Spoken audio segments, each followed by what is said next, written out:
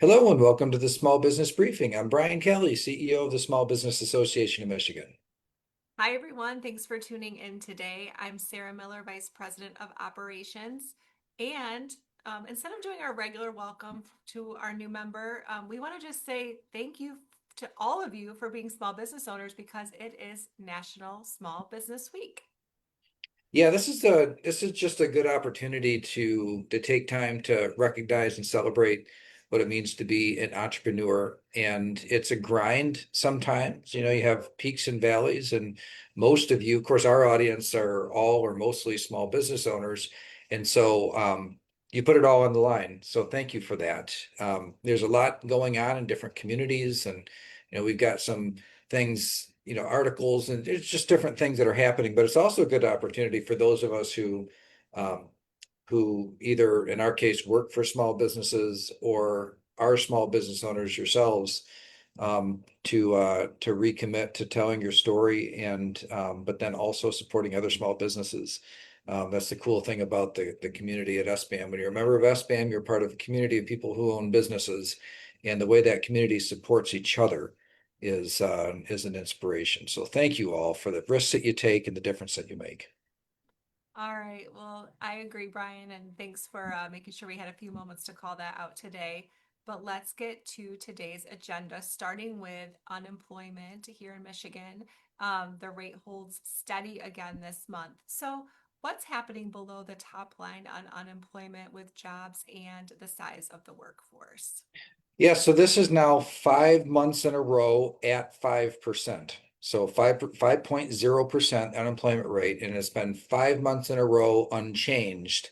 And so that's certainly stable, and but not great. 5% is not a great rate, but it's obviously Michigan's history is seen much higher rates than that. So it's also not alarming either, but some comfort in its stability. But underneath it, what has been happening over the course of this 5 months is pretty steady, modest erosion in labor force participation. So the two things that you see moving are jobs and then how many people fill those jobs, and then also the number of people in the workforce. And in the denominator of that fraction of the people in the workforce. And so what we see is some shrinkage on both sides. So when you look at the number, we see that that total employment, total number of people with jobs went down 13,000, but the size of the labor force went down 14,000. So both of those numbers, the numerator and the denominator, and the fraction that makes up the unemployment rate, they both went down by about the same amount. So the percentage stays the same. So it's not it stayed the same, but that's not to say there's no reason for concern the underneath those numbers. And it's not just that it was the April numbers in the April report, but it's the trend over the course of this year, that where we do see labor force participation just kind of like eroding or inching downward, which is a concern because we didn't have a lot to give, really, frankly, with that in the first place, because at Michigan's labor force participation has generally been on the low side compared to the nation in the first place. All right, let's move on to Election Watch 2026, starting with Mayor Duggan. He seemed to get a big boost from a Michigan household name last week. Yeah, the person is Bill Ford Jr., but he's as in Ford Motor Company, so the executive chairman of the Ford Motor Company and part of the Ford family, for the storied Ford family. And he's not a stranger to being involved in politics and supporting candidates, but it's also not typical. He's done it before, but he certainly doesn't do it in a high profile way every cycle. And he was in Grand Rapids talking to the economic club there with his daughter Alexandria, and they were talking about a wide range of issues. And he he was pretty emphatic in his support for Mike Duggan for mayor, and that, or for governor, and that is that's a it's a big name and and definitely something I thought worth calling out or mentioning because it's not like a political party or a political person supporting another political person, somebody from outside of the political world. In the corporate world, they tend to shy away from getting involved in these things, and so um, a pretty big deal. Now, I will say though that um, Bill Ford has not been shy in his support for Duggan before, but he hadn't really said it in such a public setting where it got a lot of coverage like he did in Grand Rapids last week. So definitely a boost and notable name. And what makes it notable is it's a non-political person that has also got a pretty famous name. All right, let's talk about some polls. You've often referenced the Glengarriff as being one of the most accurate Michigan pollsters, and they published a primary poll last week. So let's start with the Senate Democratic primary. Yeah, this was so, and Glenn Gariff is the one that in the especially the last couple of cycles had the poll numbers and election outcomes in the state of Michigan were particularly accurate. And he's really developed, Richard Zuba is the name of the person who owns the firm, and has developed a reputation as being quite the Michigan expert when it comes to conducting polls in Michigan. So I pay real close attention when I see something come out from this particular pollster.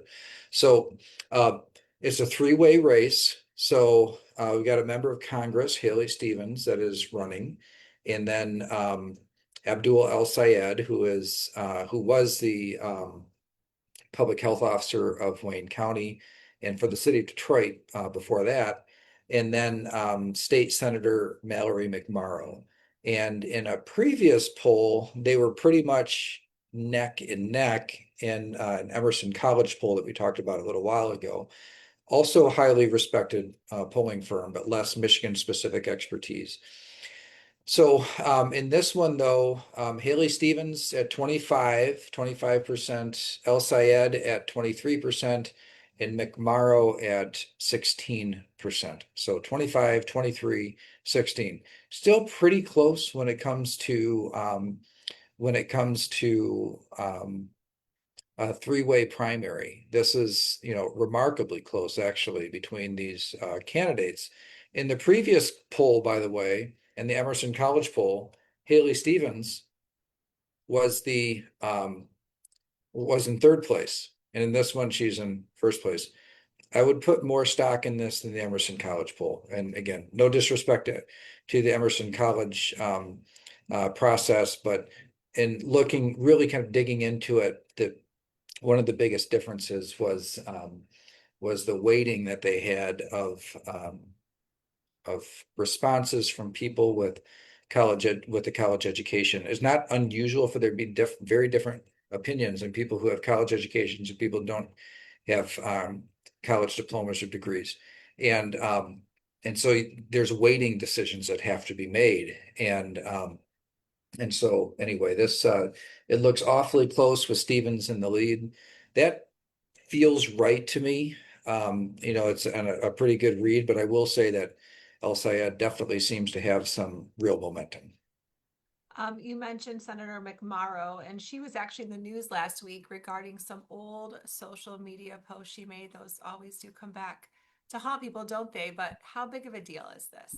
Yeah, you have to think of elections in different stages. And so old tweets, which is what these are, so tweets from before she was elected in the state Senate, and she lived in California. There were some posts that were insulting toward the Midwest. And so these are the sorts of things where in the middle of a primary like this, they probably won't make that big a difference. But these are the sorts of things that in a general election, when you have a highly competitive state like Michigan and things are really close on the margins, it can make a bit of a difference. Michigan is a very proud state. So the idea that somebody who was living elsewhere was insulting and now is in the state seeking to run it on the margins, it could make some difference. The Now it is old, it is older, so it's about 10 years old. And then also a lot has happened since then. So Um, it's not the first time that something, an old social media thing came up in somebody's campaign. And at the end of the day, not a fatal blow, but it will definitely be a nuisance type of a thing that follows her through to the end. Yep, the internet is forever, isn't it? But let's move on to the another major contest, which is the Republican primary for governor. Any surprises with that poll? Well, okay, so this is from the same pollster, same poll at the same time released results on the Democratic primary, but also the Republican primary for governor. Those are the two main statewide contests that you're going to see a lot of ad spending. Some projections say $1 billion. Will it be $1 billion in ad spending? It blows my mind.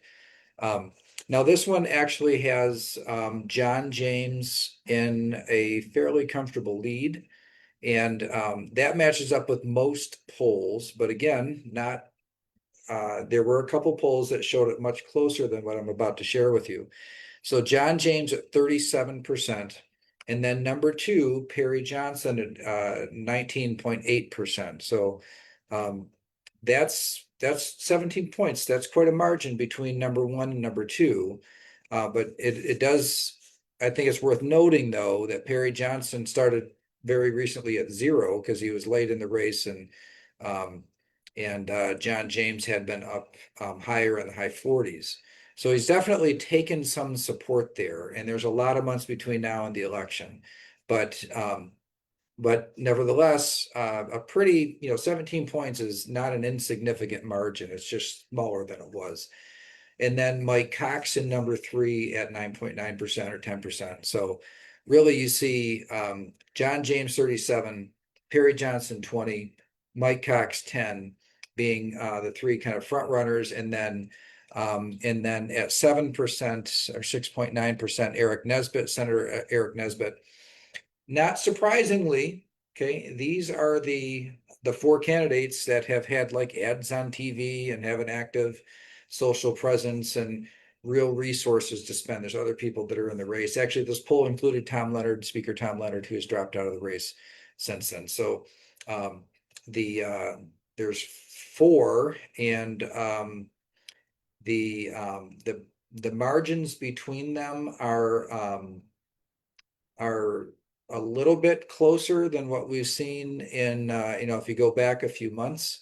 But according to this poll, John James still looks to be in pretty good shape. Um, Now, if you look at ad reservations, though, you'll see significant, and I mean really significant spending that will happen between now and in August. And so there's time for things to change. But I would say that John James probably was relieved to see this margin holding up, especially after um, there were there was at least one other poll that had it looking much closer to a tie. All right, and finally, in this election watch segment, there is a state Senate special election coming up tomorrow. What's at stake? Yeah, this is a seat that was left vacant when Kristen McDonald Rivet was elected to Congress. And it might seem like that was a long time ago because it was a long time ago. And it took a long time to get this Senate election called. And it is tomorrow. So this is to fill a vacancy in the state Senate. The state Senate is very, very close. Right, it was before Kristen McDonald went to Congress, it was 18 to 20. Republicans had 18, Democrats had 20 seats. Now with Congresswoman Rivet being out of the Senate, it's 18 to 19. So 18 Republicans, 19 Democrats. If the Republican won tomorrow, then it would be a 19-19 tie. If the Democrat won, it would be a 20 to 18 advantage. And so it's a big deal who wins this election. Now you might say, well, yeah, but the tie-breaking vote is the lieutenant governor, and if it's 19-19, how does that really change anything? But the leverage that the Republicans have on a 19-19 tie is that they can withhold their votes. So if not all 19 vote, it never gets to be a tie, and so they can prevent anything from passing. So really, this is about control of the Senate in a way. And it's now, I think most observers look at just the environment right now and say it's not a good environment for Republicans. And certainly with gas hitting $5 a gallon, that might not be because of state decisions, but the general electorate has a way of kind of like align whatever's happening on the national level that kind of aligns and causes things to happen in local elections. And so most observers think that the Democrat, his name is Shedrick Green. He's a Saginaw fire captain and a Marine Corps veteran. Has he has a big advantage. And if you look at the spending, you can see that the spending on behalf of him exceeds the spending on the Republican by about $1 million. And so, in a state Senate race, that's a lot, especially in a media market like Saginaw and Midland. Jason Tunney is the Republican running, and it's whatever happens tomorrow that it's likely to be, or not, it will be a rematch. I should still say likely, I guess, but likely to be a rematch next November for the permanent race to fill the next term. This is just to decide who fills out the remainder of this term, which is till the end of the year. Special election tomorrow, fill out the end of the year, and then likely, regardless of the outcome, these two will meet up again in November. So most if people were betting, they'd say probably Shedrick Green, the Democrat, wins, goes back to the 18 to 20 majority, and either way, it will be a contest that will likely be among the most competitive next November.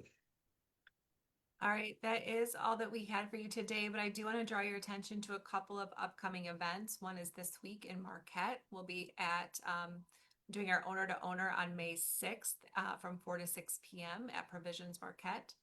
And then on May 12th, the advocacy team here at SBAM is hosting a 2026 state budget webinar briefing. So registration is open for that. We're headed to the Washtenaw area on May 19th for another owner to owner. And then in June, on June 2nd, we'll be in Kalamazoo. So I'm going to drop the link so you can see all the different events that we have coming up. We'd love to see you and connect with you at one of these in the future. So we hope you have a wonderful week.